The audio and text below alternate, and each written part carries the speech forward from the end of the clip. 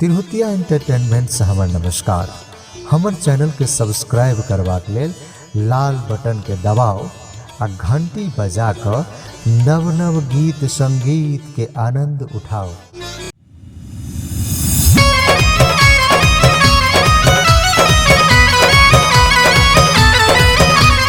Recording studio Noida.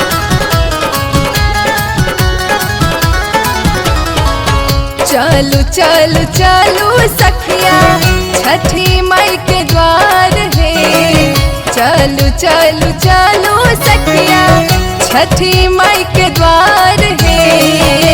करथिन छठी मैया, करथिन छठी मैया सबके बेरा पार है। करथिन छठी मैया सबके बेरा पार है। करथिन छठी मैया।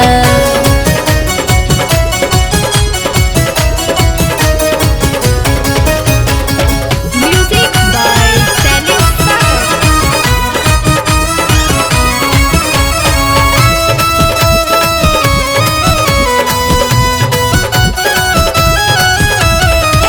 माथे पर दौरा लिया लिया कुशियार है।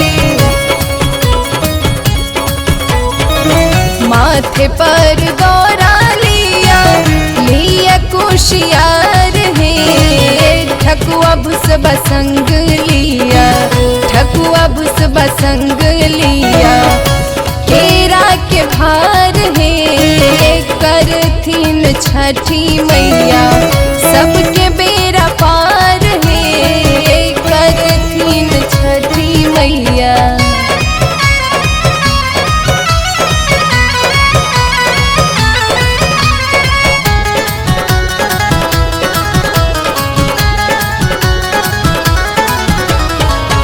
हाथे फूल नारियल लिया जल में हो उठार है।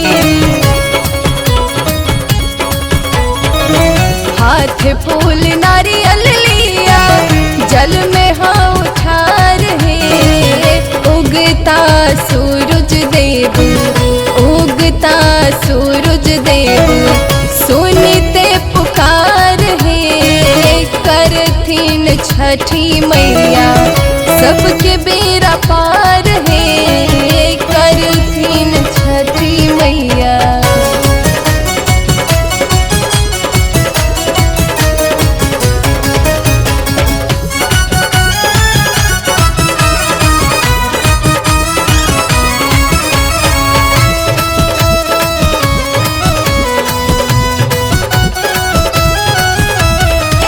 अंधेरा के आँखी देलन कोढ़िया के काया है। अंधेरा के आँखी देलन कोढ़िया के काया है। बाझिन के पुत्र देलन, बाझिन के पुत्र देलन महिमा अपार है। करथिन छठी मैया सबके बेरा पार है। करथिन छठी मैया।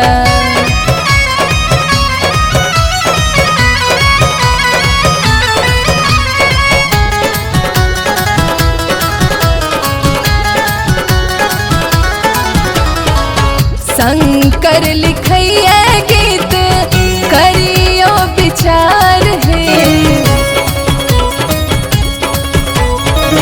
शंकर लिखैया गीत करियो विचार है।